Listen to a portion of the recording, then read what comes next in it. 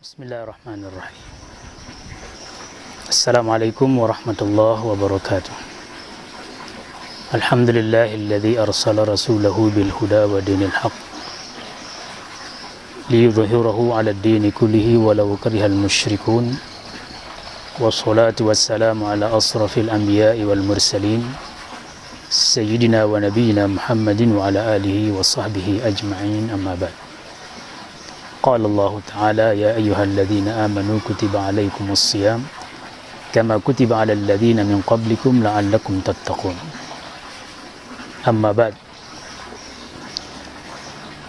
Saudaraku sekalian dimanapun berada, hafizakumullah wa rahimakumullah. Alhamdulillah, Allah Subhanahu wa Ta'ala menciptakan kita semua di atas dunia ini. Kemudian Allah tidak meninggalkan kita begitu saja, tetapi Allah Subhanahu wa Ta'ala mengutus kepada kita semua Rasulnya, utusannya, untuk membimbing kita semua. Dan Allah Subhanahu wa Ta'ala menurunkan Alkitab, Al-Quran, melalui Nabi kita Muhammad SAW untuk dipedomani, agar kehidupan kita menjadi kehidupan yang berkualitas, bukan kehidupan yang semaunya kita. Dan Allah Subhanahu wa Ta'ala menjadi bukti cinta dan kasih sayangnya kepada makhluknya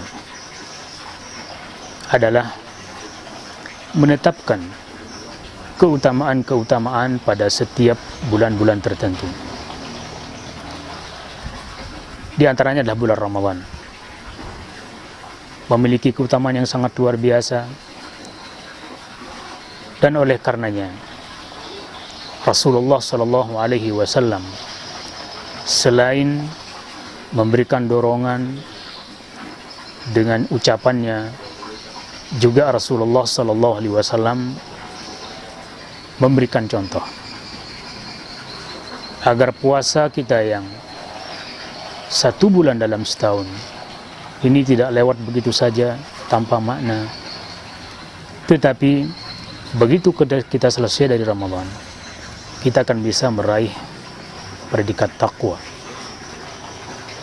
sebagaimana yang Allah Subhanahu wa Ta'ala firmankan, sesungguhnya Allah Subhanahu wa Ta'ala telah mewajibkan puasa kepada kita semua, kepada orang terdahulu, adalah la'allakum tattaqun, untuk bisa meraih predikat takwa. Takwa adalah kalimat yang sederhana, dan prakteknya pun juga tidak butuh dengan harus banting tulang, peras keringat, tetapi cukup hanya dengan melihat, mencontoh dari bagaimana Rasulullah SAW menjalankan ibadah puasa pada bulan Ramadan. Dengan demikian maka insya Allah kita akan meraih keberuntungan, kita akan mendapatkan pahala yang besar. Di antaranya adalah mematuhi adab-adab berpuasa.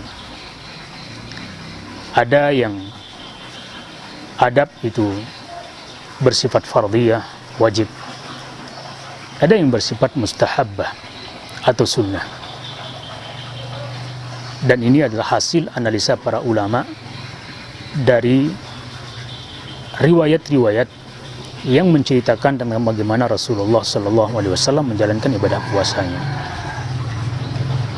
Yang pertama adalah tentu mengawali puasa dengan niat lillahi ta'ala. Kemudian menahan diri kita dari segala yang membatalkan puasa, termasuk yang membatalkan pahalanya, mulai dari terbit fajar sampai dengan terbenam matahari. Maka jika demikian kita lakukan, Rasulullah SAW menjanjikan, man shoma ramadhana imanan wa ihtisaban ghufira lahu ma taqaddama min dzambih. Barang siapa yang berpuasa dengan ikhlas, dengan tulus, hanya mengharapkan balasan dari Allah Subhanahu wa Ta'ala, maka selain akan diberikan pahala yang besar oleh Allah, maka juga Allah akan mengampuni dosa-dosa yang sudah berlalu. Oleh karena itu, yang harus dipatuhi adalah adab-adab berpuasa. Yang pertama adalah menjalankan ibadah puasa itu sendiri. Kecuali tentu bagi saudara-saudara kita atau siapapun dari kita yang berhalangan untuk puasa pada bulannya. Apakah mereka karena sakit, atau karena musafir, atau perempuan yang dalam keadaan menstruasi atau nifas. Selain itu, maka wajib untuk menjalankan ibadah puasa. Tentu juga setelah memenuhi syarat-syarat wajib berpuasa, yaitu beragama Islam, berakal sehat, balik, dan mampu untuk berpuasa. Maka sholat 5 waktu dengan cara berjamaah di masjid, ini adalah adab yang dicontohkan oleh Rasulullah Sallallahu Alaihi Wasallam. Kemudian yang kedua adalah menjalankan sunnah-sunnah puasa, mulai dari makan sahur, ditakhir sampai ukurannya menjelang terbit fajar. Itulah yang dicontohkan oleh Rasulullah Sallallahu Alaihi Wasallam. Pada siang harinya, Nabi mencontohkan dengan membaca Quran, berzikir, berdoa, dan doa orang yang berpuasa sangat mustajab sampai terbenam matahari. Kemudian berbuka puasa pada waktu yang bersegera setelah meyakini matahari sudah terbenam. Dan begitu juga yang dicontohkan oleh Rasulullah SAW. Bahkan beliau sendiri yang bersabda dengan mengatakan, "Wala yazalun nasu bi khairin ma'ajalul fitrah." Senantiasa orang yang berpuasa dalam kebajikan, dalam kebaikan, selama mereka bersegera untuk berbuka puasa. Tentu lagi sekali setelah meyakini matahari sudah terbenam. Pada malam harinya, di situ ada ibadah sholat tarawih. Dan sholat tarawih adalah salah satu ibadah sunnah yang sunnah untuk dilakukan di masjid dan sunnah dilakukan dengan cara berjamaah. Rasulullah SAW bersabda, "Man qama ma'al imam, thumma la yansirifu hatta yansirifal imam, kutiba lahu qiyamul lailah."